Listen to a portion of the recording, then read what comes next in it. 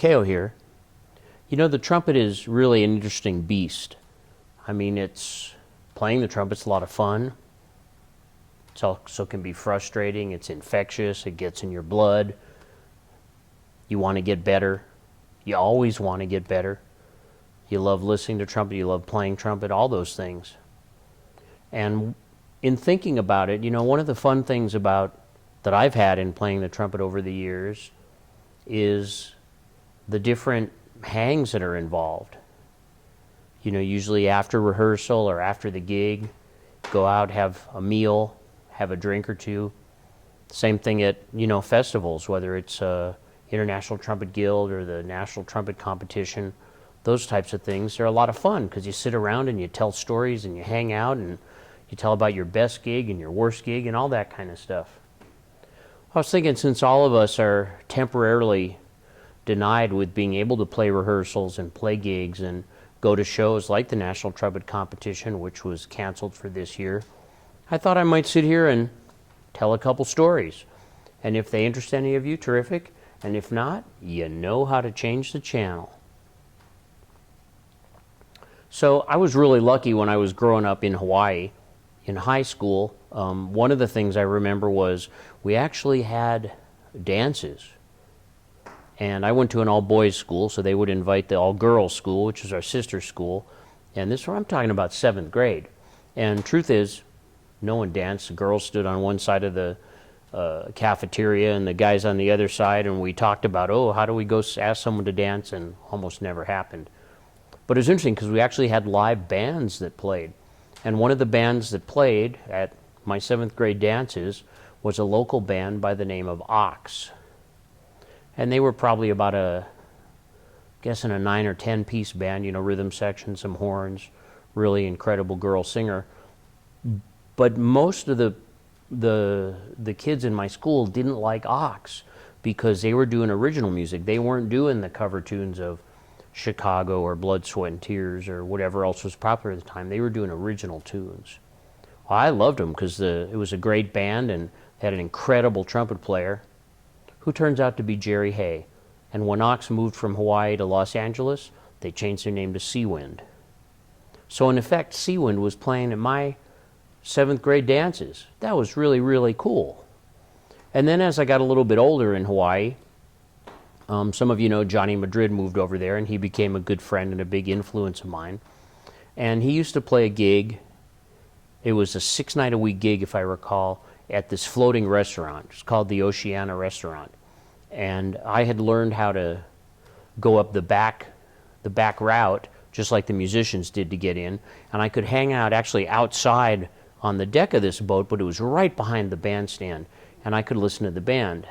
And I went virtually every night. This was probably when I was 16, 17, somewhere in there. So I had a motorcycle, I had a license, and I could go and I'd go listen to the band every night because it's incredible.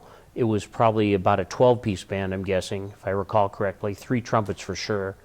And, you know, it was just all the best players in Hawaii. It was Ira Nepes was playing trombone, and Gabe Baltazar was often playing alto saxophone, and Bart Basconi was playing guitar and doing some singing, and was a local singer who was sort of a Engelbert Humperdinck, Tom Jones kind of singer, and he was really good entertainer and told funny jokes and really, really, really popular.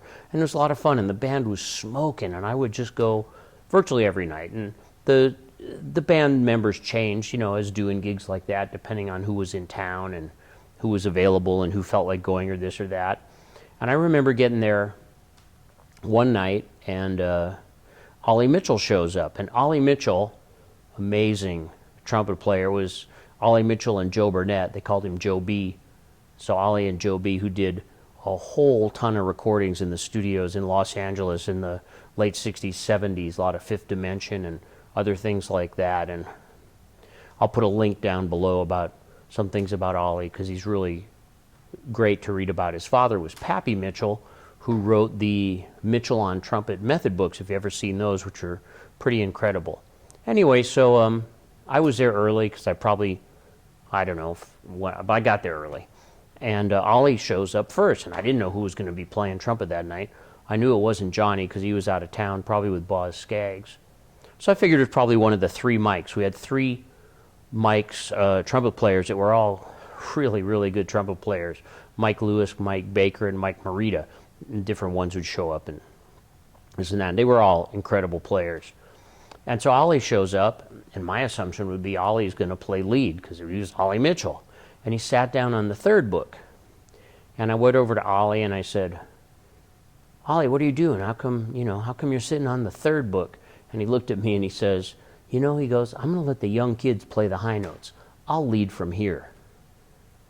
And the show came and went, and truth is, Ollie did lead from the third book. I don't remember who else was playing.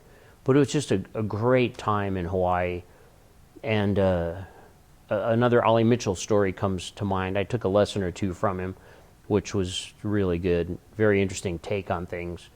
And he had just a great sound, incredible sound. That's what I remember the most, was his sound. Anyway, he really didn't like talking about equipment very much.